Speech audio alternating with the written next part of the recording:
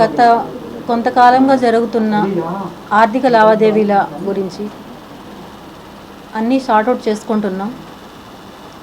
ఇకపోతే ముఖ్యంగా నేను ఈరోజు ప్రెస్ మీట్ పెట్టడానికి కారణం, నేను నా సమస్యల వల్ల, నా కుటుంబ సమస్యల వల్ల నేను బయట వచ్చాను.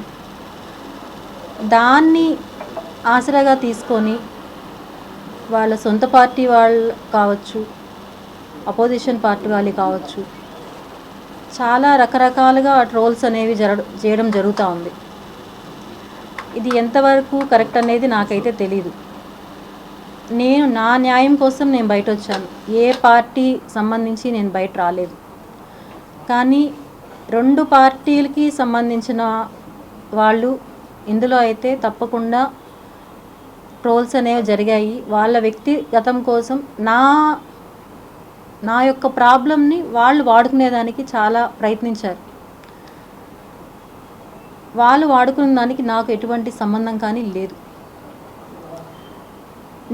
నా దగ్గర నుంచి నేను హాస్పిటల్లో ఉండగా నేను రిలీజ్ చేసింది ఒక సూసైడ్ వీడియో మాత్రమే. ఆ తర్వాత ఏవైతే వచ్చాయో అవన్నీ కూడా నా దగ్గర నుంచి 1 year బ్యాకే. ఇప్పుడు ఎవరైతే నేను పెట్టానో నాకు డబ్బులు ఇవ్వాలి అని చెప్పి అతని సొంత పార్టీ వాళ్ళే నా దగ్గర నుంచి అవన్నీ 1 year బ్యాకే కలెక్ట్ చేసుకోవడం జరిగింది. నేను హాస్పిటల్లో ఉన్న టైంలో వాళ్ళు ఎవరికి ఇచ్చారో, ఎవరి ద్వారా వెళ్ళాయో అవన్నీ రిలీజ్ చేశారు. వాటిపైన నేను ఆల్రెడీ కూడా కేసు పెట్టాను. అవి ఎవరైతే రిలీజ్ చేశారో వాళ్ళపైన యాక్షన్ తీసుకోమని చెప్పి.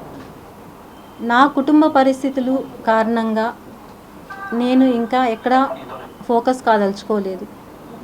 నా ఆరోగ్యము బాగాలేదు. సో ఇక్కడితో నేను అవన్నీ స్టాప్ చేయాలని డెసిషన్ తీసుకున్నాను నేను.